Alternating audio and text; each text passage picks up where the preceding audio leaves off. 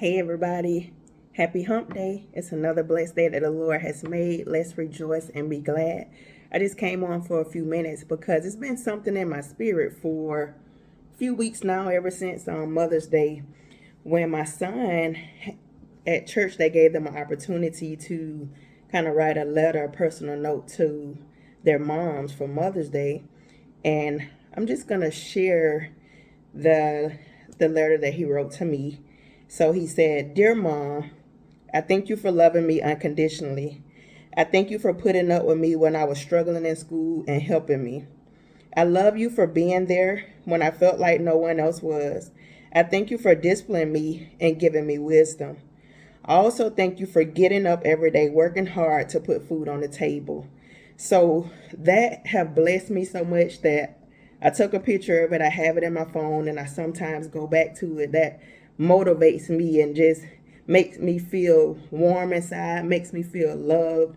I also have the original copy on my refrigerator because it means so much to, like, you really get to see the fruits of your labor. Me as being a single parent, just know that my son appreciates me. So that brings me to my point. Pour into your kids, spend time with them, invest in your kids.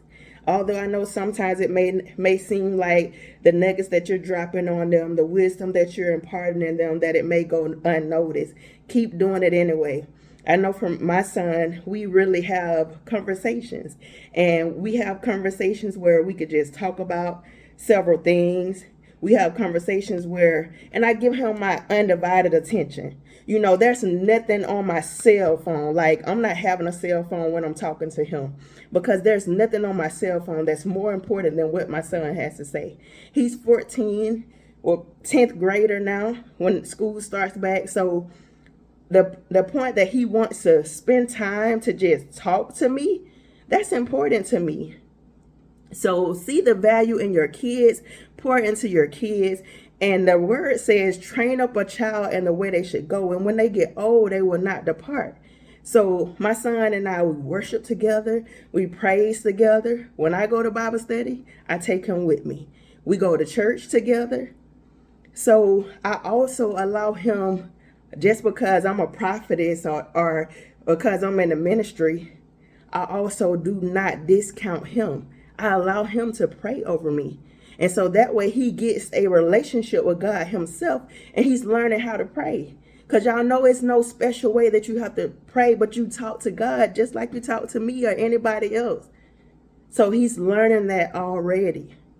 So pour into your kids, invest in your kids. Another point I want to make is I'm very transparent with my son about any mistakes that I've made in my life, any missteps I've made in my life. I'm transparent because I don't want him to think that I'm perfect or he has to be perfect.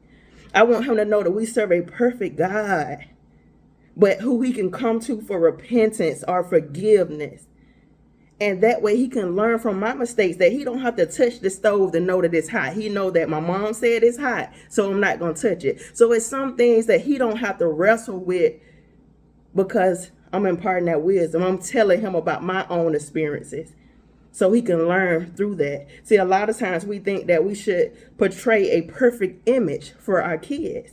No, I think they want you to be relatable. They want you to be real. They want you to be transparent.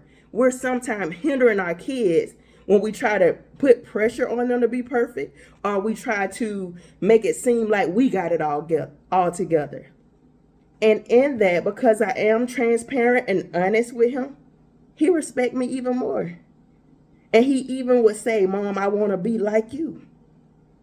So I just want him to be the very best him that he can be. I want him to be better than me. So that's just a little nugget tonight. May God bless you. May God keep you. Have a blessed week. Happy hump day.